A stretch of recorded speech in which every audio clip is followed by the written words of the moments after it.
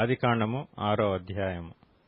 నరులు భూమి మీద విస్తరింపనారంభించిన తరువాత కుమార్తెలు వారికి పుట్టినప్పుడు దేవుని కుమారులు నరుల కుమార్తెలు చక్కని వారిని చూచి వారందరిలో తమకు మనసు వచ్చిన స్త్రీలను వివాహము చేసుకొండ్రి.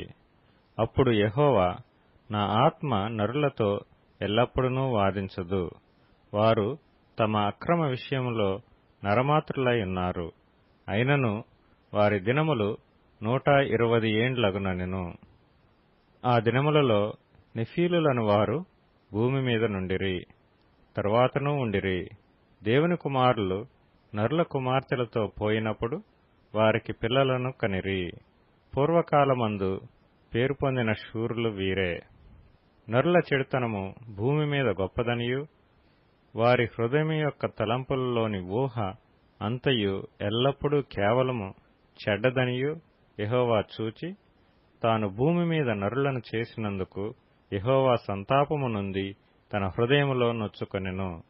అప్పుడు యెహోవా, నేను సృజించిన నరులను, నరులతో కూడా జంతువులను, పురుగులను, ఆకాశ పక్ష్యాదులను భూమి మీద నుండకుండా తుడిచివేయదును. ఏలయనగా నేను వారిని సృష్టించినందుకు సంతాపము నొందియున్నానెను. అయితే నోవహు యెహోవా దృష్టియందు కృప పొందినవాడాయెను. నోవహు వంశావళి ఇదే. నోవహు నీతిపరుడును తన తరములో నిందారహితుడనై యుండెను.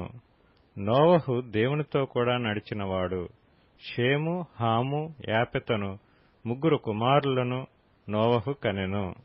భూలోకము దేవుని సన్నిధిని చెడిపోయి యుండెను. భూలోకము బలాత్కారముతో నిండియుండెను.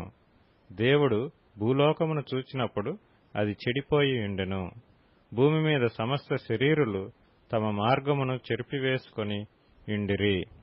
దేవుడు నోవహుతో, సమస్త శరీరుల మూలముగా భూమి బలాత్కారంతో నిండియున్నది గనుక నా సన్నిధిని వారి అంతము వచ్చియున్నది. ఇదిగో వారిని భూమితో కూడా నాశనము చేయుదును.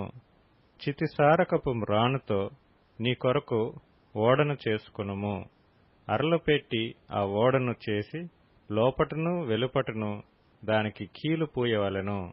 నీవు దాని చేయవలసిన విధమిది. ఆ ఓడ 300 మూరలు పొడుగును, 50 మూరల వెడల్పును, 30 మూరల ఎత్తును గలదై ఉండవలెను. ఆ ఓడకు కిటికీ చేసి పైనుండి మూరెడు క్రిందకి దాన్ని ముగించవలెను. ఓడ తలుపు దాని ప్రక్కన ఉంచవలెను. క్రింది అంతస్తు, 2వ అంతస్తు, 3వ అంతస్తు గలదిగా దాని చేయవలెను.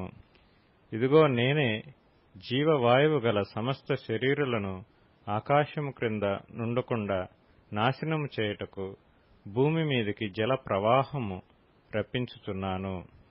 లోకమందున్న సమస్తమును చనిపోవును. అయితే నీతో నా నిబంధన స్థిరపరచుదును. నీవును నీతో కూడా నీ కుమారులను, నీ భార్యయు, నీ కోడండ్రును ఆ ఓడలో ప్రవేశింపవలెను.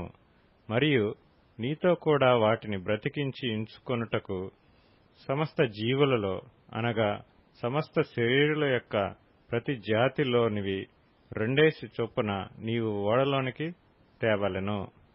వాటిలో మగదియు ఆడుదియు నుండవలెను. నీవు వాటిని బ్రతికించి ఉంచుకొనుటకై వాటి వాటి జాతుల ప్రకారము పక్షులలోను, వాటి వాటి జాతుల ప్రకారము జంతువులలోను, వాటి వాటి జాతుల ప్రకారము నేలను ప్రాకు వాటన్నిటిలోనూ ప్రతి జాతిలో 2 చొప్పున నీ యొద్దకు అవి వచ్చును. మరియు తినుటకు నానా విధములైన ఆహార పదార్థములను కూర్చుకొని నీ దగ్గర ఉంచుకొనుము. అవి నీకును వాటికిని ఆహారమగునని చెప్పెను.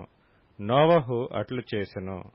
దేవుడు అతనికి ఆజ్ఞాపించిన ప్రకారం యావత్తు చేసెను.